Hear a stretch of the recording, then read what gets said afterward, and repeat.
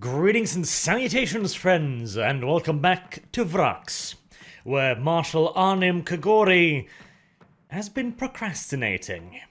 He has gone through every single little piece of work and detail and letter and report he could get his hands on before he finally had nothing else to do but open one last letter left on his desk.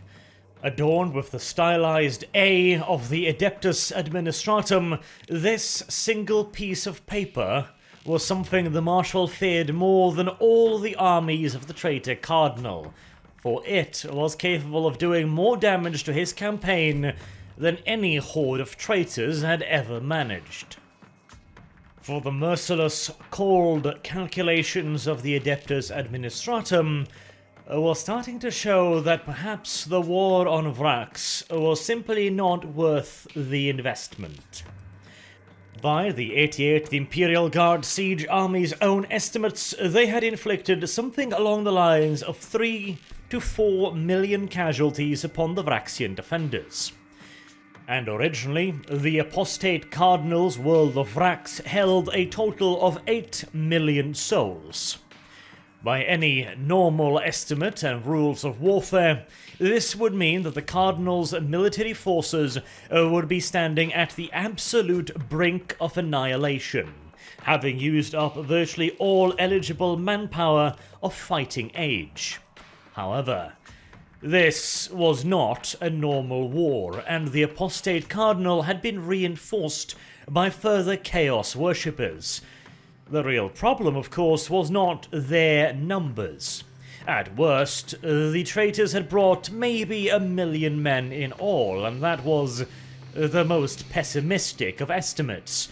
Whilst this certainly would be a valuable influx of manpower, it would not be decisive. What was far more worrying, however, was the fact that the Death Korps were constantly sending out further reports of what appeared to be freshly armed and armoured civilians assaulting their lines.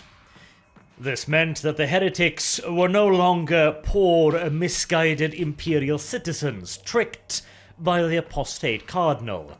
It meant that they had been well and truly corrupted by the Chaos Gods, and as such the usual distinctions between civilian and military personnel had all virtually vanished. And so, whilst normally Vraks would stand at the very edge of collapse, having used virtually all of its manpower reserves, the truth was quite different. Because Vraks was not drawing merely upon its reserves of able-bodied fighting-age males. With the introduction of chaos and its corrupting influence, every single man, woman, child, young or old on Vraks was now a mortal enemy of the Imperium of Man, and would have to be wiped out to the last. And so, far from tittering at the edge of annihilation, the apostate Cardinal still had well over half of his manpower reserves still intact. And that was, of course, before we even take into consideration the additional reinforcements that had arrived from off-world. And the worst part was yet to come. Whilst once the defenders of Vraks had been mere militiamen and labourers, expected to be unable to stand up to the fury of the Death Korps of Krieg, that time had long since passed. The defenders of Vraks were now hardened combat veterans, elites hardened in a crucible of war that had lasted for more than a decade. And then, of course, there were the Chaos Space Marine forces. Whilst the defenders themselves had grown into a formidable fighting force, they were still as children when compared to their most powerful allies. The Chaos Space Marines, under the command of Cornet Warlord Zephyr and the Alpha Legion traitor, Lord Arcos. The war's nature had changed drastically. The parameters were no longer the same, and the initial deadline of 12 years had come and passed. Whilst it was undisputable that the introduction of Marshal Arnim Kagori had introduced a brand new impetus to the war, and that he had achieved results that Lord Commander Jolka had not, the results still unfortunately fell well short of the intended outcome, namely, of course, the ending of the war on Vraks. As such, the Departamento Munitorum and Adeptus Administratum found it necessary to conduct a lengthy review of the war overall. This report would take over a year to complete and compile, but at the end of it, the conclusion was inescapable. The war on Vraks had taken longer than expected, and whilst originally the Administratum was willing to overlook the breach of the deadline due to the progress made by Marshal Arnim Kagori, now, 2 years after the 12-year period had passed, they had come to the conclusion that the maintenance of the siege on Vraks at its current intensity was no longer sustainable. The men and produce of Krieg were needed on other battlefields, and the strain upon the Segmentum's supply system could no longer be justified. Thusly, despite his protests, Marshal Kagori was instructed to start limiting his offensive operations and scaling down the war on Vraks. This was, however, as of yet, at least, not a defeat. Marshal Arnim Kagori had not been ordered to abandon the effort of breaking Vraks. It was merely a downscaling of the Administratum and the Departamento Munitorum's support for the war, and an instruction to see if other potential avenues for ending the war could not be found, or at the very least explored. One suggestion was that perhaps another attempt upon the Cardinal's life could be made by the Officio Assassinorum. Another suggestion was that the Cardinal himself was probably already dead, and now the war was being run by his ex-lackeys, or possibly even the newly arrived Chaos Space Marine warlords. Either way, it was theorized that a small commitment by the Officio Assassinorum might end the war where millions of guardsmen had not been able to. The Marshal, of course, argued that he had no authority over the Officio Assassinorum, and that he had so far used all of the forces available to him in every way he could conceivably think of. He was not aware of anything else that could be done on his part to expedite the war effort. His objections, however, did him little good. The Adeptus Administratum envoy simply shrugged and informed the Marshal that the papers had already been signed and stamped by the Administratum. And however the Lord Marshal wished to proceed now that he had been informed of that fact was none of the Administratum's business, nor did they care to make it part of their business. Finally, the Lord Marshal was informed that he now had another 5 years to bring the war on Vraks to a successful conclusion before another Adeptus Administratum and Munitorum review would be carried out, whereupon they would decide if any new actions were required to be taken on their behalf. The implication was clear.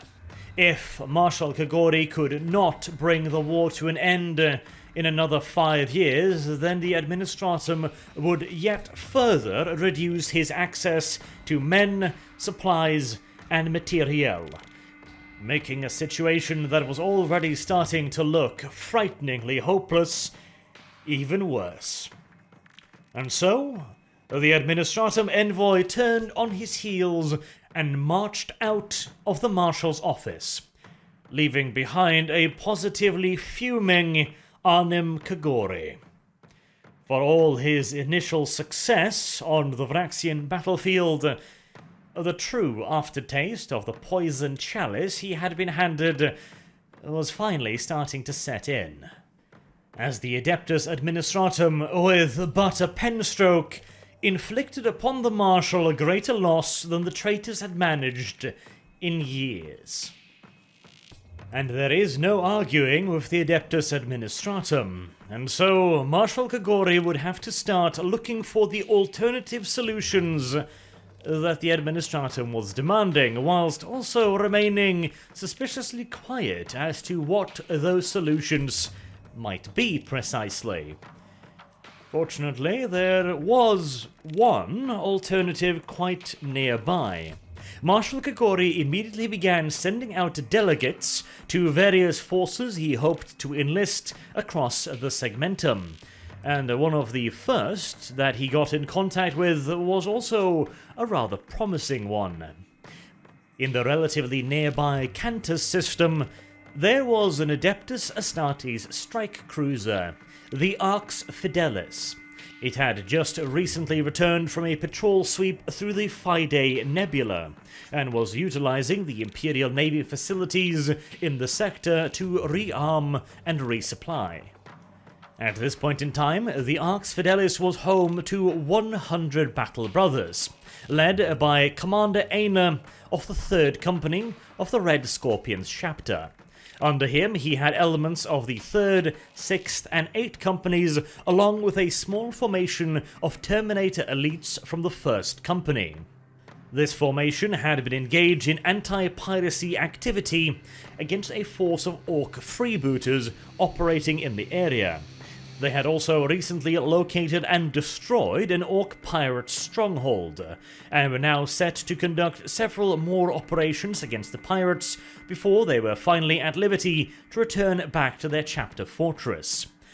And it was at this point that Marshal Kagori's envoys arrived upon the scene, and requested an audience with Commander Aina, which was granted with all due ceremony.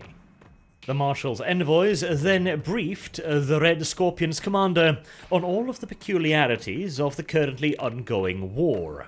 They informed him about the current state of affairs, including the fact the Adeptus Administratum would be cutting back on their support for the war effort.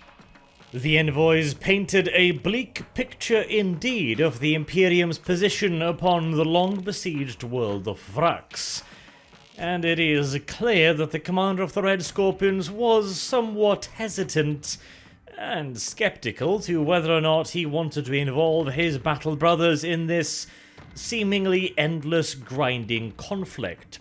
For whilst, as a commander of the Red Scorpions, Aina had full authority to commit his battle brothers, he would not do so before first consulting with his superiors. It was, however, a victory in and of itself that he would even do so in the first place. The fact that the Red Scorpion commander would review the situation and take it to his Lord High Commander was at the very least an indication that the Scorpions were not entirely hostile to the prospect. Nevertheless, it was clearly not a foregone conclusion, and it would take several months before Marshal Kagori would finally receive a reply.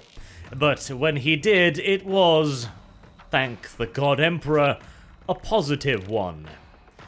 The Lord High Commander of the Red Scorpions had agreed to deploy Commander Aina and his strike force to Vraks.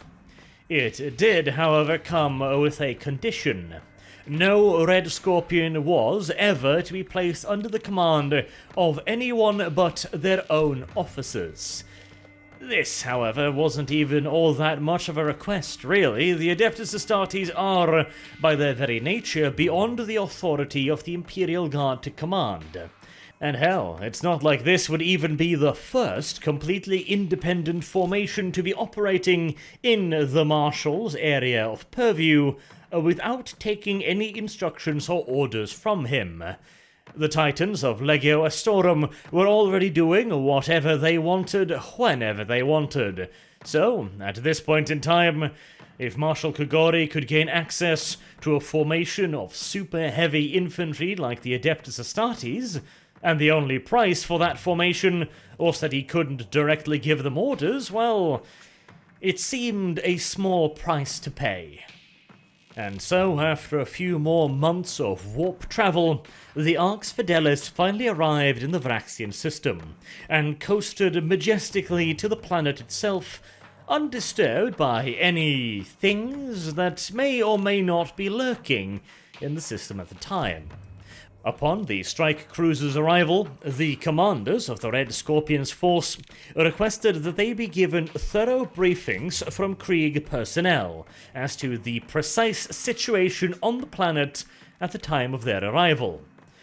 And frankly, the situation had changed very little from that of the previous episode.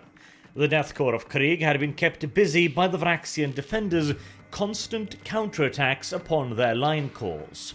This meant that they could no longer dedicate the required numbers of personnel and materiel to continuously assault the breach points, especially considering their very limited results so far.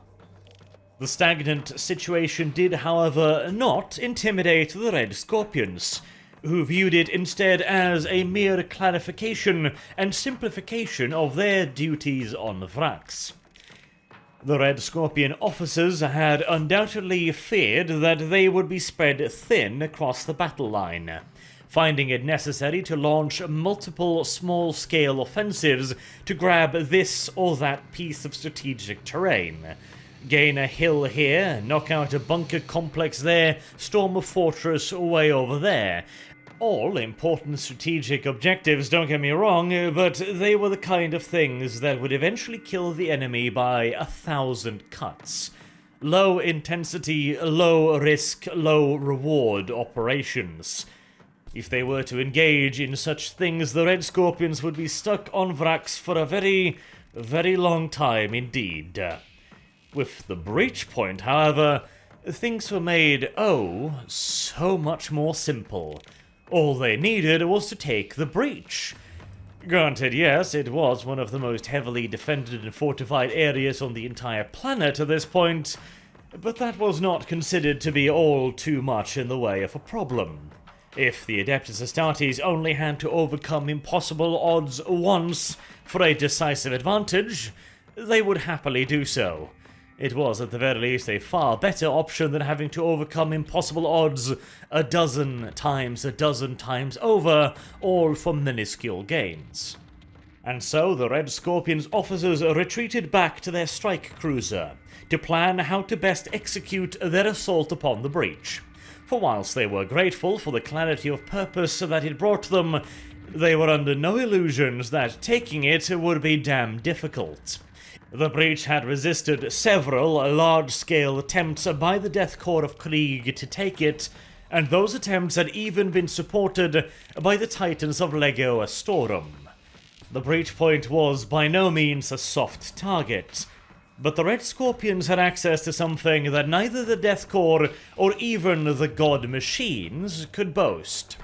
Their strike cruiser, the Arx Fidelis, was equipped with a teleportarium.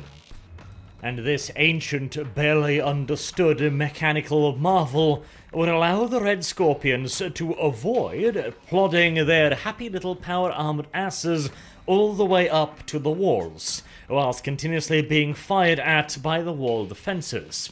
Instead, they planned to insert a strike team of First Company Terminator elites directly into the breach itself, with virtually no warning given to the defenders.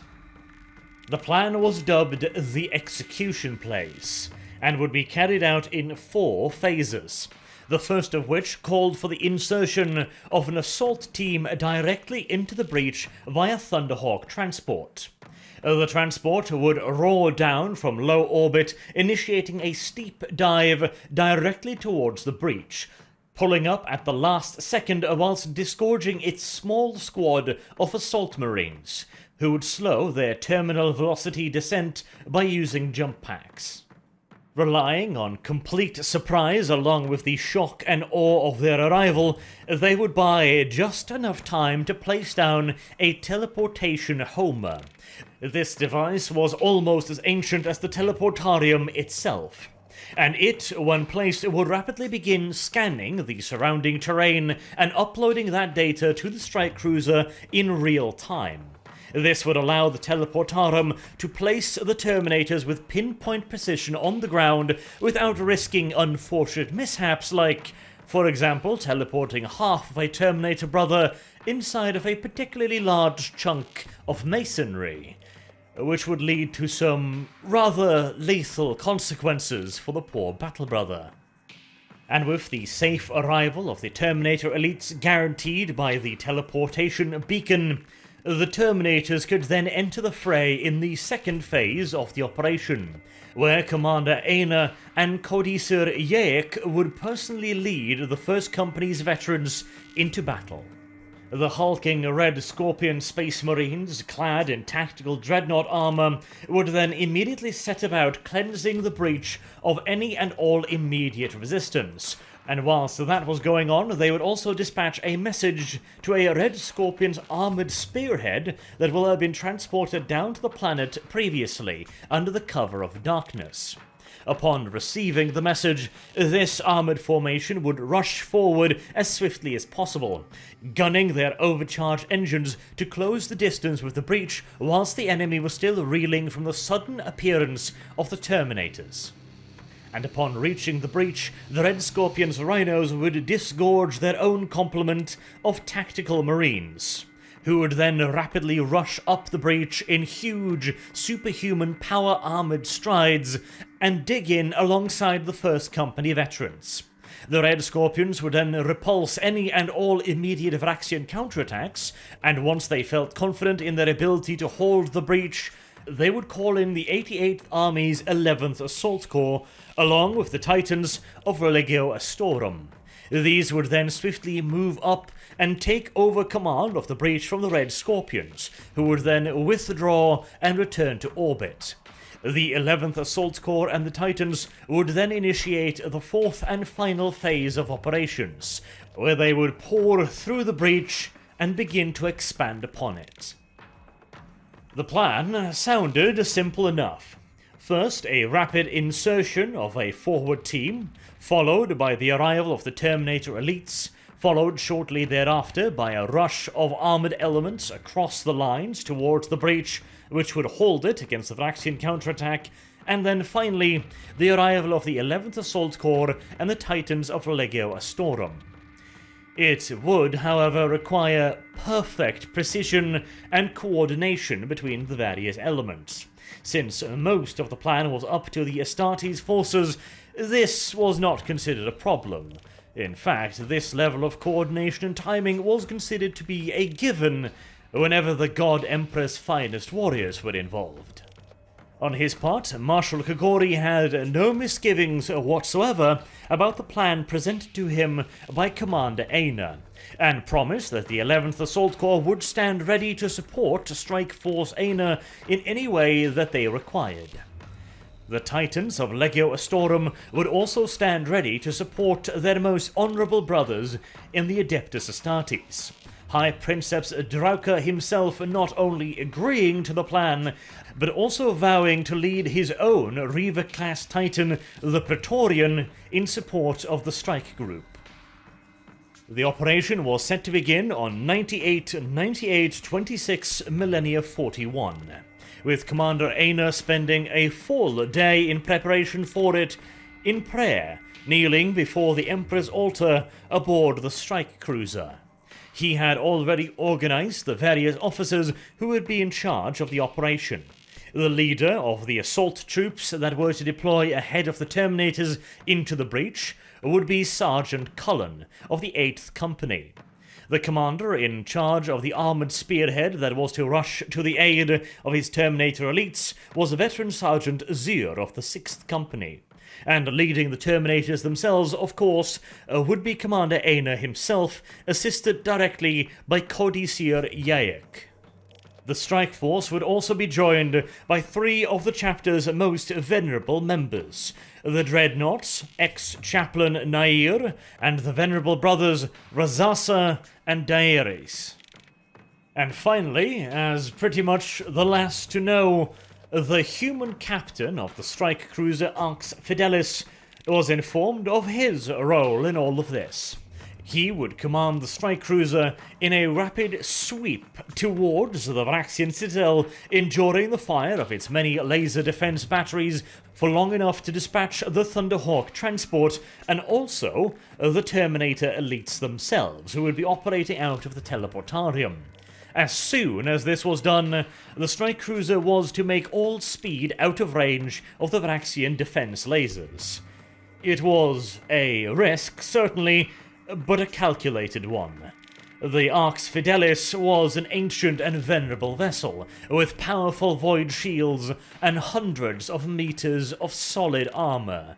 If there was any ship that could survive the battering the Vraks could put out, at least temporarily, it would be the Arx Fidelis. And so the operation began. First, the Thunderhawk gunship bearing the 5 volunteers, including Sergeant Cullen, exited the Arx Fidelis and headed down for the planet below. Shortly thereafter, the strike cruiser was buffeted by the first impacts upon its void shields by the laser defense batteries of Vraks. The strike cruiser would have to endure this barrage for a fair while, whilst the Thunderhawk slipped down into the atmosphere below and raced as quickly as possible towards the breach, staying low and super fast, utilizing all of the velocity it had built up from its descent from orbit to send it slingshotting towards the breach at no more than 100 feet above ground. Already standing ready at its rearward assault ramp, Sergeant Cullen's volunteer squad stood with their boots mag-locked to the deck, awaiting the split-second moment when the Thunderhawk would shoot through the breach and they would jump off its rearward ramp into the darkness below. The moment soon came, and without a second of hesitation, the assault squad leapt from the back of the speeding transport and began their rapid descent towards the breach, not activating their jump packs before the very last second, trusting in their power armor and a reinforced superhuman physique to allow them to survive the descent. The howling roar of the triple jet engines of the Thunderhawk zooming low over the breach inevitably woke up the Vraxian defenders, who were not immediately aware of the intruders in their midst. But it didn't take long before they'd noticed the huge power-armored forms in the middle of the breach, placing a suspicious-looking beacon upon the ground. They quickly began firing upon Cullen and his squad. One of the assault marines went down with a crack grenade, impacting directly upon his chest piece and blowing him virtually in half. Another Space Marine was soon wounded with his helmet punctured and shattered, leaving him bare-faced in the night. Cullen launched a counterattack against the Vraxians closing in from every direction. With the beacon set, the squad's duty now was to buy enough time for the Terminators to lock onto it and teleport down, without allowing the Vraxians to disturb the delicate and ancient mechanism. Aboard the Arx Fidelis, the teleportarium literally shook as the venerable old ship was buffeted by repeated strikes upon his void shields, who eventually started to fail and give out, leading to more and more hits, passing through the protective void shield umbrella and impacting upon the vessel's monstrously thick armored hide. But Commander Aina refused to allow the teleportation to take place before he got a strong signal from the surface. He was confident that his sergeant would complete his mission, and soon enough a loud, shrill tone signaled that the teleportarium had got a solid lock on the beacon. Immediately, Aina gave the order to initiate the teleportation, and after a swift yet still sickening trip through the warp, Aina and his Terminators arrived in the breach in a flash of lightning and a thunderclap of displaced air. The First Company veterans immediately upon arriving began firing their weapons and formed into 2 wedges that began pushing their way inexorably up the breach, the defenders' fire pattering harmlessly off their massively reinforced tactical dreadnought armor.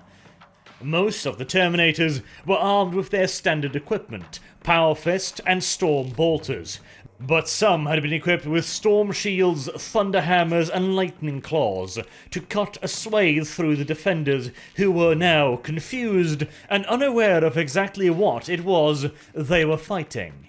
All they knew was that their fire appeared to have little, if any, effect whatsoever, and that the encroaching enemy themselves were laying down a tremendous weight of fire. The Vraxians improvised positions in the breach, simply just disappearing under a hailstorm of miniature explosions. Meanwhile, just as the first company's elites were fighting for the breach, Sergeant Zir and his battle brothers were advancing towards the breach in their souped-up rhinos. Their advance, however, was cut short, as it was made clear to them that the Vraxians had not been lazy. They must have ventured out from the breach in the middle of the night to put up tank traps and move huge boulders knocked loose from the original and secondary explosion to bar the passage to the breach itself. Ordering his men to disembark their rhinos and complete the advance on foot, Sergeant Zir himself joined the battle line as the Red Scorpions formed up and began advancing doggedly yet swiftly towards the breach. Behind them, the armoured and mechanized elements of the Red Scorpions would begin clearing a path for both their own armour and the 11th Assault Corps that was to follow them. Vindicators began opening fire on the enemy's curtain walls, whilst the Dreadnoughts, armed with rock drills and multi-melters, began smashing apart and melting the larger bolters, and then pushing the slagged or shattered remains out of the way. This did, however, mean that the armoured spearhead had surrendered any hope of a swift and surprising approach to the curtain walls, and they were soon placed under a sustained and vicious barrage from the wall guns. Massive wall-mounted searchlights beginning to play out into no man's land and identifying the nature of their attackers, locking dreadnoughts and vindicators in unyielding beams of light, which swiftly brought with it a hailstorm of anti-tank weaponry. Meanwhile, the first company received its first countercharge. The enemy were trying to counter their unknown assailants by using the same trick that had worked so well against the Death Korps of Krieg, hurling a solid wall of monstrous battle-drugged ogrins down the slope towards the invaders. But this time, the unstoppable force met an equally and even more so unyielding object in a wall of Terminator armor. This time, when an Ogren came barreling down the slope, a swing of a mighty thunderhammer would send the monstrosity flying right back up it again. Their crude patchwork plasteel armor providing no protection from the Terminators' power fists, power swords, thunderhammers, lightning claws, and storm bolters. Neither did their drug-fueled physique do them much good in resisting the damage suffered upon their bodies by the repeated impacts of stormbolter rounds, each impact blasting fist-sized holes in the abhuman monsters. While fighting their way up the breach against the Ogren counterattack, the Terminators also happened across the last surviving member of the advance team. Sergeant Cullen, standing at the top of the breach, bloodied, wounded, and wielding his chainsword in both hands, was still alive, and would, for his heroic actions this day, later be elevated to the chapter's first company. And soon the Terminator elites were themselves joined by Sergeant Zir and ex-chaplain Nair, who had made their way up the breach after traversing the last distance on foot in the face of the enemy's wall guns, firing rapid-fire but precise bolt-round shots as they went, wrecking wall-mounted defense systems and leaving the larger weapons for the Vindicators to deal with. Now fully reinforced and in accordance to plan, Commander Einar issued the order to dig in and prepare to defend the breach against all comers. Feeling confident that his Red Scorpions would be able to do just that, he also sent the Mission All Clear signal to the 11th Assault Corps and the Titans of Legio Astorum, who immediately began moving up in support of the Astartes' forward elements. The Red Scorpions had succeeded in taking the breach, Now, the question was whether or not they would be able to hold it. Because, of course, the enemy was well aware of how vital that breach was, and had long since prepared plans to defend it and retake it if necessary. They had already played their trump card of detonating the breach after it had been seized by the 8th Assault Corps. That trick was not available to be used twice. What they did have, however, was a rapid response force of primarily mechanized chimera-mounted infantry and armored elements. And this formation was immediately set in motion upon receiving the news that the breach had fallen. And along with them, they also brought their heaviest reserves, the Titans of Legio Volcanum. And as the day began to dawn upon the breach, the Red Scorpions, still ensconced at the top of it, were preparing themselves to receive the Vraxians in as warm and festive a manner as they were able to, but before that they had to deal with another, far less welcome guest. The enemy's artillery batteries had been caught off guard and unprepared for the Red Scorpions' sudden lightning assault upon the breach, and had played little in the way of role in denying them their assault. Now, however, that the breach itself was free of Vraxian forces and occupied only by the Red Scorpions, there was nothing whatsoever stopping every single Vraxian artillery piece within range from plastering it mercilessly and without stop. The Vraxian commander in charge of the rapid reaction forces were clearly of the opinion that whatever was awaiting him and his men at the top of that breach, it needed some softening up before he ordered his men to charge. And so the Red Scorpions had to endure hours of near constant heavy bombardment from an unknown number of heavy caliber guns, raining fragmentation and high explosive shells down upon them non-stop. It became such an intense bombardment that even the power armor of the Astartes and the tactical dreadnought armor of the First Company veterans were not enough to keep them all safe, and they had to begin erecting their own hastily created barricades and improvised shelters, utilizing the debris of the breach to shield them from the worst of the bombardment. And even so, many battle brothers met an untimely and unworthy end at the hands of high explosive shells fired kilometers away. Behind the breach, on the recently crossed plains below, the engineering companies of the 11th Assault Corps had been working throughout the night, clearing obstacles, setting demolition charges, and providing the heavy armor and mechanized element of the 11th Assault Corps a clear route of approach to the breach. And by dawn, most of these routes were just about ready to be opened.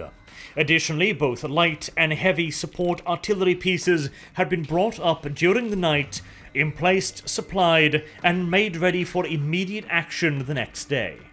This was a very risky move on behalf of the Death Korps of Krieg. They were throwing everything into the success of this operation if, by any chance they were repulsed, a considerable portion of the 88th, the Imperial Guard Siege Army's armored elements and artillery would be left completely and utterly exposed to the enemy's wall gunners and their retargeted artillery batteries. If this failed, the 11th Assault Corps would incur some of their heaviest casualties it had ever experienced in the Vraxian War so far. And with the reduced rate of reinforcement and materiel streaming in from Krieg, that was not something the 88th could afford. The Red Scorpions had not been idle during the night either. The dreadnoughts had worked tirelessly to clear paths through the rubble for the smaller, more maneuverable Adeptus Astartes armored elements, and they had also been brought, at least in part, up to the top of the wall. Lighter pieces like Razorback and Rhinos would add their own not inconsiderable firepower to the defense, whilst also providing relatively artillery-immune shelters within which the Astartes could hide. One of these vehicles, however, a Razorback, did not last long, as it became the first casualty of a very, very long day indeed, as it took a direct hit from a volcano cannon mounted on an unknown god machine of Legio Volcanum. The hit quite literally vaporized the Astartes IFV, and sent huge shards of white-hot shrapnel flying in every direction. Chaplain Naller was particularly unlucky as he found himself smack dab in the path of one of these large pieces, who took his arm clean off. That first volcano cannon hit was to be the opening shot in the Vraxians' counterattack, and their first major attempt to reclaim the breach since losing it to the Red Scorpions. And the Astartes would immediately have reason to be thankful for the fact that the Krieg Assault Corps had committed so much to their defense. Due to the heavy concentration of Death Korps artillery right behind the breach, the enemy's Titan's void shields immediately began flickering with repeated artillery impacts, and the waves of light and heavy infantry transports scurrying around their feet were already beginning to wander into the killing field of the 88's artillery. And even as a company apothecary was rushing over to treat Chaplain Naller, several of the enemy's light vehicles were already on fire, struck by the overwhelming Krieg artillery barrage placed in their path. The barrage did, however, not stop nor even noticeably slow the incoming onslaught of Vraxians. The real problem, however, were the enemy's Titans. The Red Scorpions had dug themselves in well and were prepared to repulse, in their opinion, any traitor assault. The Titans of Legio Volcanum, however, they might be the exception, as their super heavy weaponry would make short work of even the Emperor's finest. Luckily, the Titans of Legio Astorum had also dedicated their support to the Astartes' cause, and striding out from the billowing smoke and dust behind the Astartes came High Princeps Drauca's Praetorian. Flanked by two smaller Warhound Titan, the towering Reaver class immediately made for the breach itself, which had, by the efforts of the Vraxians themselves in detonating the second mine, been so reduced that the Reaver-class Titan could simply stride right through it. Satisfied that the Titans would now have one of their own to play with, Commander Aina focused his attention upon the closing Vraxian infantry formations, and issued orders to his Devastators and Tactical Marines to begin engaging the enemy, whilst Aina himself and his Terminators would fall back for the moment, forming a counter-attack formation of Terminator elites along with the remaining assault elements of his strike force. They would later be used to riposte all enemy formations that made it to the breach. For the first few minutes, the Red Scorpions had to hold out alone against the encroaching Vraxian armor, but slowly but surely, the Assault Corps began to stream into and eventually out of the crater. The first Death Korps vehicle to climb up the lip of the crater and make it out onto the Vraxian side was a Shadow Sword of the Super Heavy companies, and it was swiftly followed by more of its kin, swiftly followed by all manners of light, heavy, and medium armored vehicles. Whilst this was going on, the Death Korps engineers had moved into the crater, and were busy blasting open new roads in the crater's lip and building ramps up to it for the less powerful vehicles to drive up. This allowed the lighter armoured elements carrying grenadiers and guardsmen to join the heavy armoured elements as they began pushing out of the crater and into the Vraxian counterattack. The Death Korps would not be satisfied with merely holding the breach and being bottled up within it. As always, the plan was to push through the breach and force the enemy to react. If a sufficient threat towards the citadel could be created, the enemy would have no choice but to abandon its long stretched out defenses and concentrate them all in preventing the Death Korps from decapitating their command structure. This was, however, easier said than done. The Vraxians knew what was at stake, and they were throwing everything at checking the Death Korps' advance through the crater, and even on several occasions attempted to outright reverse the Death Korps' fortunes. Several attempts were made to storm the breach, and many of them made it so far as into the crater itself, where Commander Aina himself led repeated counterattacks with his 1st Company elites and assault elements to repel the Vraxians from the crater lip. In one of these engagements, Commander Aina was grievously wounded by a plasma weapon. The super heavy plates of his tactical dreadnought armor saved his life, but in the process, the armor itself was split asunder, and the commander was left with severe burn wounds across most of his torso.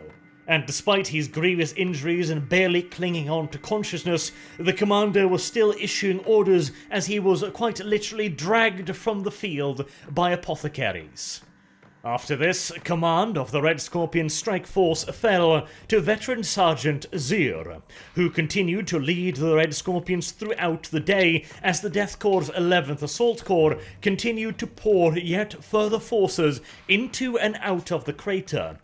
The massive tank battle raged for the remainder of the day until finally, mercifully, once more night fell upon the tortured world of Vraks and forced both sides to retreat. The results of the day's fighting was that an equilibrium had eventually been reached. The 11th Assault Corps was able to push out of the immediate crater rim, but could not launch a serious assault into the Vraxians' own lines. Meanwhile, the Vraxians, despite several brave attempts, could not break through either the flanks or the center of the Death Korps or the Red Scorpions' positions, and as such could not regain their position within the breach itself. This was a de facto victory for the Death Korps, because during the night and during the next day they could continue to pump reinforcement of manpower, armor, and improvised defensive positions in through the breach, whilst bringing up yet further independent artillery companies to cover the approaches. For the Vraxians, however, they had played their strongest hand. The Rapid Reaction Force was supposed to be enough to counter any Death Korps breach. But unfortunately for it was not called upon to counter merely a Death Korps breakthrough. Instead, they found themselves facing the Emperor's finest in prepared defensive positions, from which they simply would not be ousted. And finally, with the coming of night, Veteran Sergeant Zir determined that the 11th had secured enough of a foothold that they would not be easily shifted. With his mission then complete, he began the withdrawal of his Red Scorpions and allowed Death Korps elements to move into the positions previously occupied by his battle brothers. And so it was a proud but severely mauled force of Astartes that slowly began to primarily march their way out of the crater. Almost all of the vehicles they had brought down to Vraks had been lost in the engagement, and the handful of rhinos left were either used to transport severely wounded battle brothers or used by the apothecaries that scoured the battlefield after the encroachment of night to reclaim the gene seed of their fallen brothers. And there was a lot of reclaiming to be done. Out of a total force of 96 battle brothers, Strike Force Aina had been reduced to just 34. And out of those 34, not a single one had escaped the engagement without serious injury. And in addition to the loss of most of the Strike Force armored elements, Dreadnought Brother Dares had also been destroyed. A tank's armor-piercing shell had ripped straight through his armored sarcophagus, leaving it as nothing more than an empty, uncontrolled shell that was eventually towed away by one of the apothecary-occupied rhinos at the end of the day. And remarkably enough, Sergeant Cullen, leading the assault marines into the breach ahead of all other Red Scorpion forces, had survived. His armor would require weeks if not months to repair, and his jump pack would have to be reclaimed and rebuilt virtually from scratch, But he was alive, and could look forward to an elevation to the 1st Company's elites after the return of the Red Scorpion Strike Force to their chapter's Fortress Monastery. The Strike Force had taken a battering unrivaled in Red Scorpion's history in a single engagement, but they had done what no other formation had managed. They had captured and held the breach for long enough for the 11th Assault Corps to pour through, and so had finally cracked the curtain walls on Vraks. All that stood before Marshal Kagori now and final victory was the Citadel itself, at the heart of the enemy's defences.